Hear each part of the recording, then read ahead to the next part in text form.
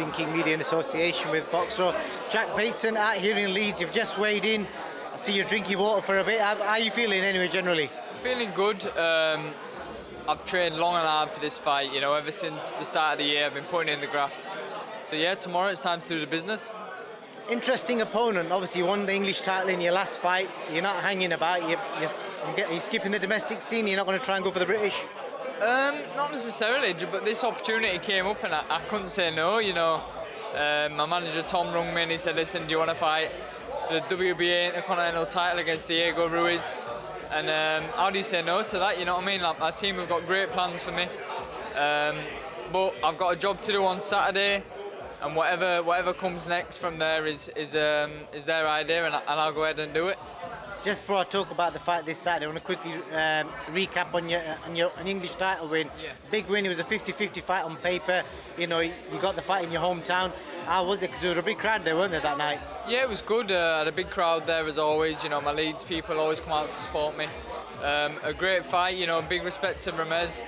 He came and he brought it, and he gave it everything, but you know, I was on point on the day. I was a bit ill going into the fight, but I managed to do the 10 rounds, so that's given me good confidence going into this one tomorrow.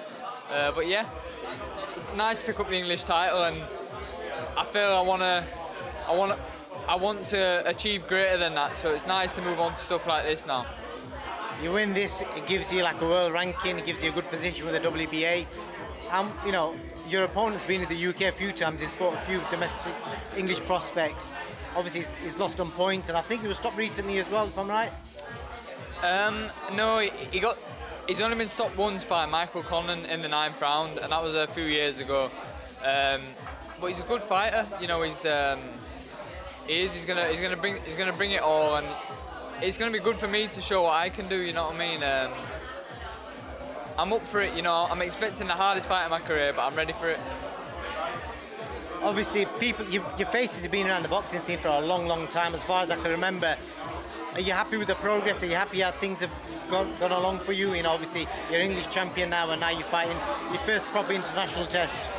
Yeah, I'm happy. I mean, when I turned pro, I came off the GB squad. There was a lot of other fighters turning with promotional deals, signing with, you know, the Eddie Edge, Frank Warrens and whatnot, and I started it with my dad on the small hall shows, even though I'd achieved quite a lot in the amateurs.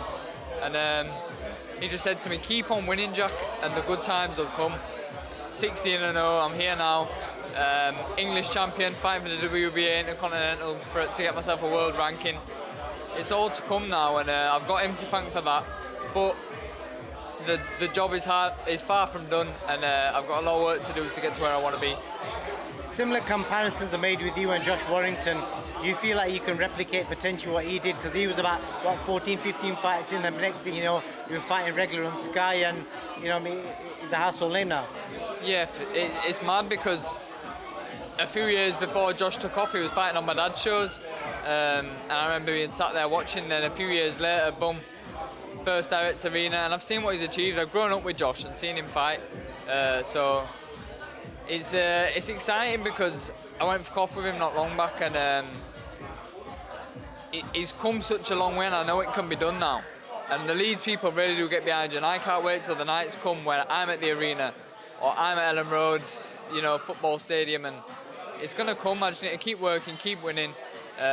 It's all on me to go out there and do it. I've got the best team in the business, so yeah, let's do it, man. Good man. Last question. You've just signed with PROBELLUM. You know, what's the plan? What have they laid out for you? What's the route you're going to go down? PROBELLUM have got big plans for me. You know, they want to build me up in Leeds.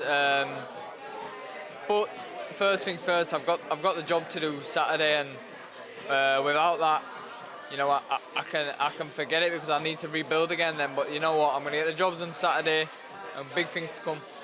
Good man, Jack. Anything else you want to add before I let you go? No, that's lovely. I just want to thank my sponsors and all people from Leeds for supporting me. Let's make the noise tomorrow and get the job done. Definitely. If you ain't got a ticket, definitely get down because you guys are loud. Loud and proud. All the best, Jack.